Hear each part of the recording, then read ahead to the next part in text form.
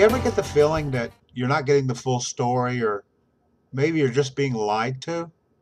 Here. Let me ask you this. This week we found out that from Fox News people and Rush Limbaugh, several conservatives, that Obama is spending $200 million a day on his trip to India.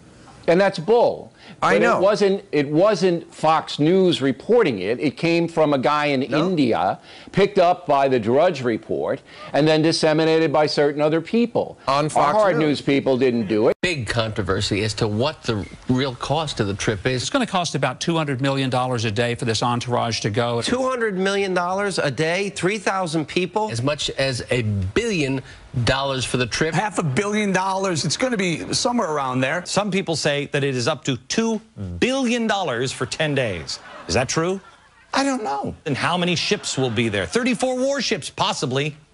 I don't know. It wasn't Fox News reporting it. It came from a guy in India, picked up by the Drudge Report, and then disseminated by certain other people. On Fox Hard News. news people didn't do it. Hard news people didn't do it. Hard news people didn't do it. Who? Sean Hannity. Look, Sean is a commentator, a talk radio guy. That's not Fox. But he's presenting that as a fact. It's not his opinion that it was $200 million. Then you got to take it up with Hannity. But there's a difference between the opinion people and the hard news people. There is? Yeah. Wow, I'm an opinion guy. It's the start of a 10-day trip through India, Indonesia, South Korea, as well as Japan. The main focus there, the economy. The president is urging those countries to buy more American goods. The White House dismissing reports that the trip is going to cost you, the American taxpayer, $200 million a day. Lots of money. Those are your headlines. But there's a difference between the opinion people and the hard news people. Now, did she just say today's top headlines? That doesn't sound like opinion to me. That sounds like news. This trip doesn't cost $200 million a day. Some 34 ships and an aircraft carrier in support of the president's trip to Asia. That's just comical. Just to put it in perspective, it costs about $190 million a day to execute the war in Afghanistan. That $200 million a day figure, where'd that come from? $200 million a day. Lots of money. Those are your headlines. Well, I turn to Fox News for all my information and news. You know why? Because they're fair and balanced. Well, hell, if you don't believe me, just turn on Fox News. They'll tell you they're fair and balanced. They say it all day long. They're fair and balanced. Taxes have gone up, that the economy has shrunk, and that the TARP money will never be recovered. So in other words, they got everything wrong. Do you think Fox News bears any responsibility for people having bad information? You know, unless we report bad information, you got a bunch of seals in there? What's going on in there? We have turkey buzzards, Bill. Okay. Unless Fox News is reporting bad information, then we're not responsible for bad information. People want to hear your view. Well, that's why I sit back and I look at all of them and I try to report in a fair and balanced way. You're not fair and balanced. You're a conservative. Well, no, you can be conservative and fair and balanced. I'm not fair and balanced. So who are you going to vote for? I am a conservative. Would you answer that question? We got to go. Now, the CBO report finds more than 2 million jobs will be lost over the next decade under Obamacare. The CBO now says President's health care law will cut the number of full-time jobs in the United States by 2.3 million. 2.3 million jobs lost. 2.3 million jobs will be lost because of Obamacare. 2 million fewer jobs will be created as a result of Obamacare. All you have to do is figure I'm going to be one of those 2.5 million. This is a devastating report. Oh, it's a bombshell. Man, this is just like red meat for Republicans. Yeah, I mean, I think the Washington Post had it best when they said that this is the worst headline of the year for Democrats. Well, I'm just listening to Fox Network, that channel that's fair and balanced, and they done told me that Obamacare is going to cost 2.4 million jobs. What the CBO report actually said is that the Affordable Care Act's guarantee of health insurance and the way in which the subsidies work means that people won't have to work in order to maintain coverage and will be freed up to work less. In fact, House Budget Committee Chairman Paul Ryan, Republican and no fan of Obamacare, clarified exactly that point in today's hearing on the CBO report. So just to understand this, it's not that employers are laying people off. It's that people aren't working in the workforce, aren't supplying labor to the equivalent of 2.5 million jobs in 2024. And as a result, that lower workforce participation rate, that less labor supplied, lowers economic growth. Yes, that's right, Mr. Chairman. In fact, the real effect of Obamacare on the labor market will actually be the opposite of those initial sloppy false reports. So when you boost demand for labor in this kind of economy, you actually reduce the unemployment rate because those people who are looking for work can find more work, right? Yes, that's right. As the media themselves have confessed, they bought hook, line, and sinker some of the talking points from our Republican colleagues. By 2.3 million. 2.3 million jobs lost. 2.3 million jobs will be lost because of Obamacare. This news channel is committed to providing viewers with more factual information in a balanced, fair presentation. Fox believes viewers should make their own judgments on important issues based on unbiased coverage. Our motto is, we report, you decide.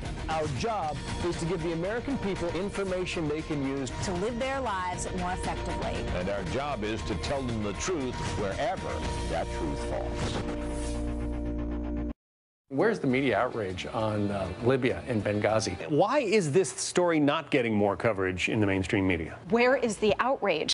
What if the president lied about Benghazi, and what if, in fact, he knew about this much earlier? What if it turns out that their lives might have been saved? Well, what if it turns out that Benghazi was a death trap? If there has indeed been a cover-up. If he did nothing. If he lied. If that's the case. If that's the case, John, that's outrageous. Then that is the shame of America. The consequences, of course, would be significant, including possible impeachment if he lied. And what if I actually believe their bullshit? I probably would not have made this video. If what you're saying is true, if the president let Americans die for political reasons, then by God, bring us the evidence and we will grab the pitchforks and torches along with you. But remember, that game goes both ways. Let me try.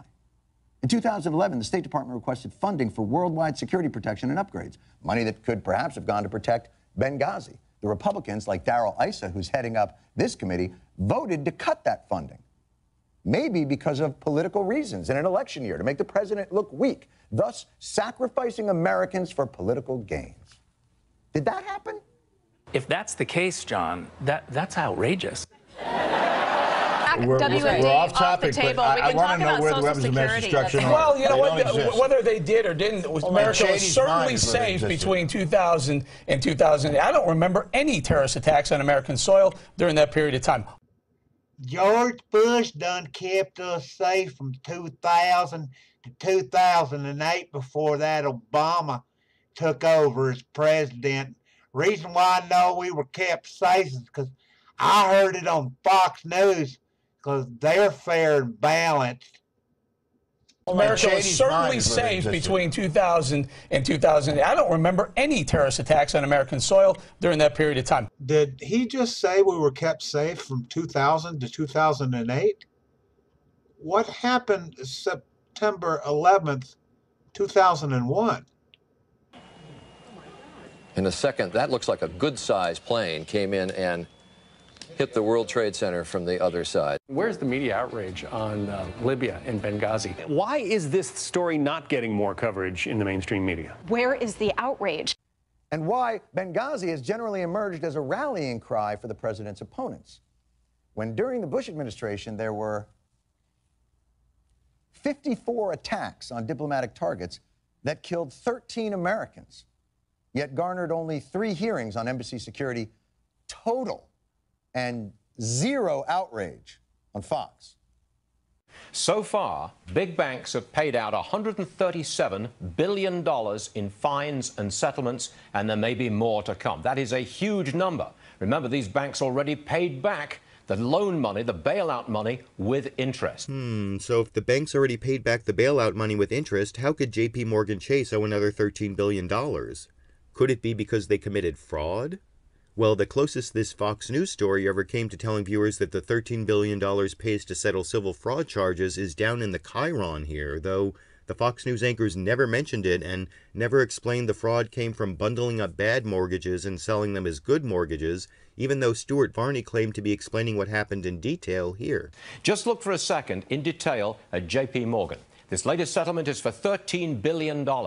Essentially, much of that is payment for the sins of Bear Stearns and Washington Mutual. Those are two mortgage-related companies that the government wanted J.P. Morgan to take over during the crisis. So J.P. Morgan is being forced to pay up for the sins of companies which they took over in the past. Now, if you look at the actual federal complaint against J.P. Morgan, it's clear the J.P. Morgan defendants engaged in a lot of the fraud independent of what the Washington Mutual and Bear Stearns banks did that J.P. Morgan acquired, but the whole argument that it's unfair for J.P. Morgan to own the liabilities of a company it bought was pretty thoroughly ridiculed over on a great Daily Show segment criticizing Fox News, CNBC, and others, where Jon Stewart made this point. Oh, so you're saying, why is J.P. Morgan responsible for the liabilities of a company that they bought?